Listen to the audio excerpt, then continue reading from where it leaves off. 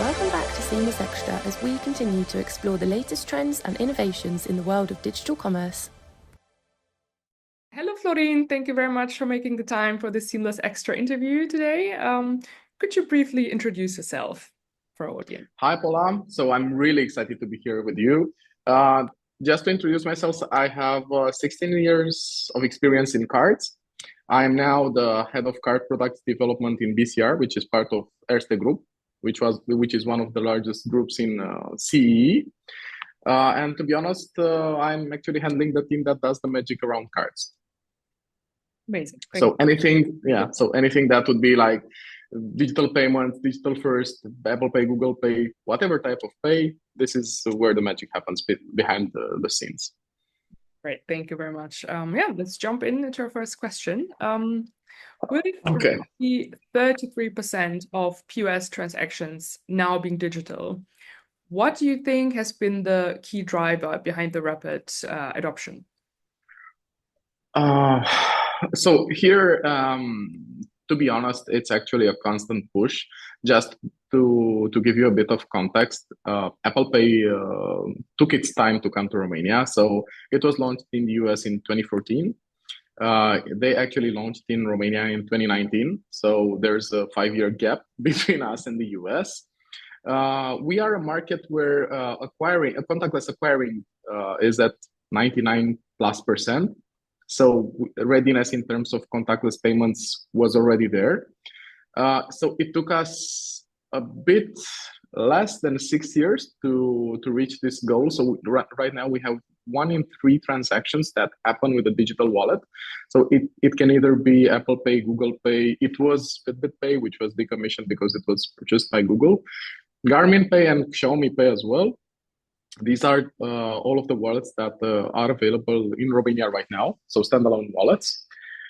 There are some others that kept their issuer wallet, but we also had one. We decommissioned it because to be honest, there is no point in competing with Google Pay in terms of Android devices, so it's a very difficult market there. And the reality is that it's a constant push. So we managed to create a very digital first environment where whenever you are 10 minutes away from a card with BCR, from wherever you are.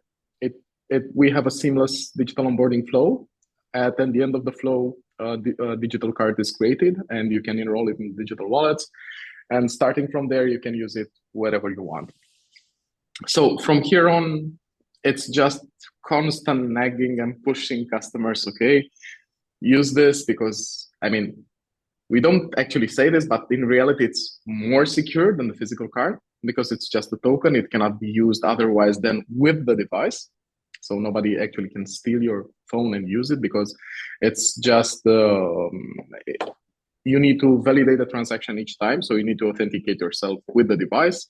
There's no like e-commerce, there's no like car data that's available somewhere for fraudsters to use it in an e-commerce environment, for instance. So first of all, it's safer, it's faster, and it's more convenient in terms of UX.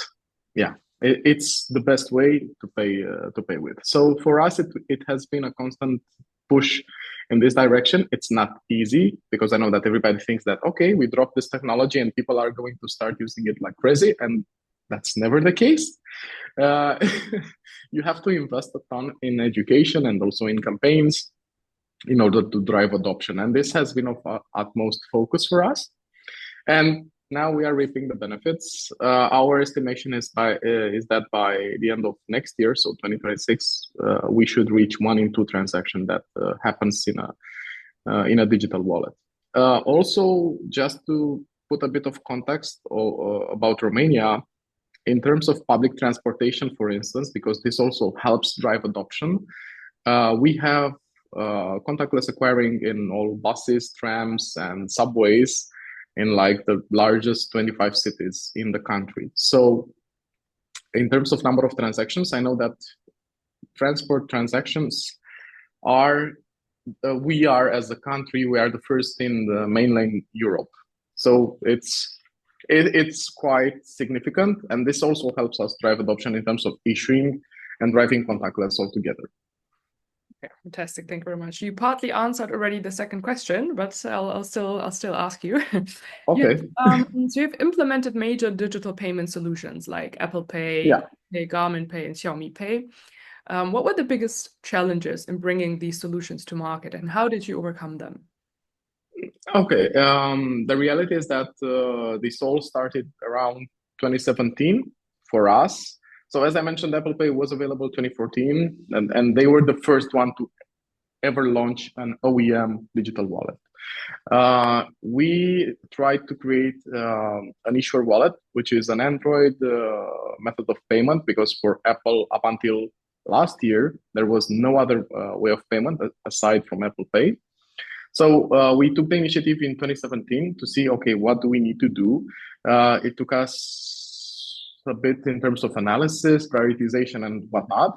But we actually got started at the end of 2018 and launched our issuer wallet in 2019. And we launched our issuer wallet, then we launched Apple Pay, then Garmin and Fitbit followed. 2021 was the year when Google Pay came and launched in Romania. So at that time, we already had our issuer wallet, but the competition is, as I mentioned, very tough there. So our decision was to decommission our issuer wallet and keep Google Pay. So that happened 1 year later. Now, it took us, I just put a bit of context here because it took us a few years to reach full readiness in terms of having all digital wallets available to our customers. Now, the reality is that in terms of tokenization, when you talk to somebody in 2017 and told them, okay, we are going to do this, it was like not all cards were contactless. So that's a let's say a first step for people to understand contactless and then to go to digital wallets.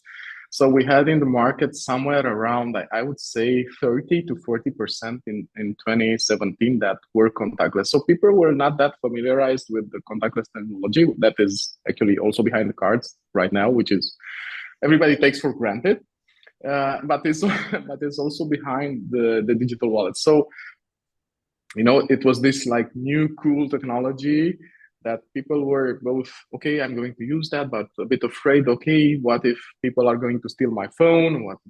What's going to happen with my card, and so on and so forth.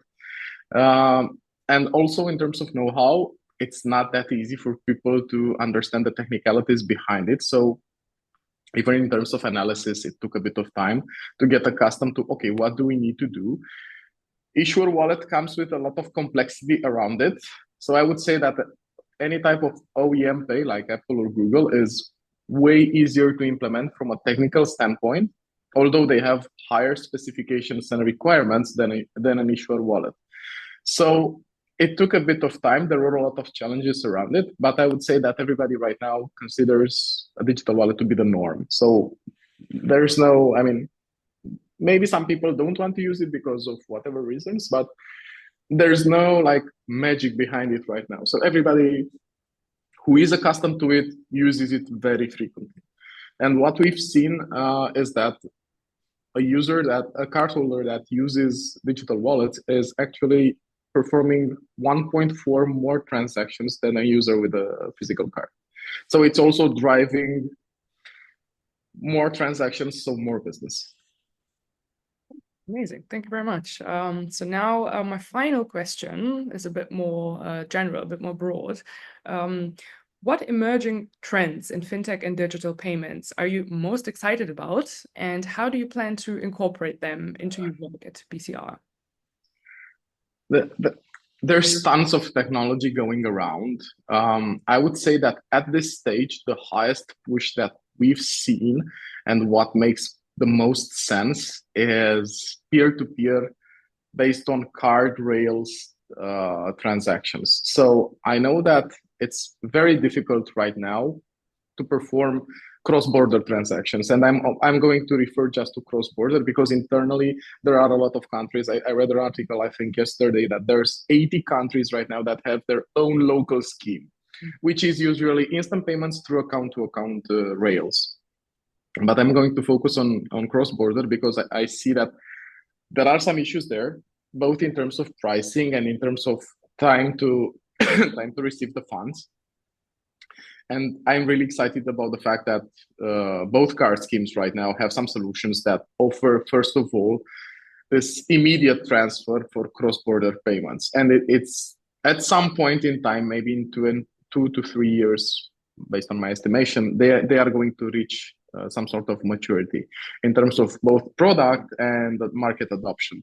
So we are really excited about that. We are working in that space. We were the first issuer in Europe to implement Visa Plus, which is a service where you can enroll your card and your phone number and receive funds directly on your phone number. So you don't need to disclose your card number to anybody so that you would receive funds from them. Because there are some other solutions that use this card number when a user says, okay, give me your card number and I'm going to send you money.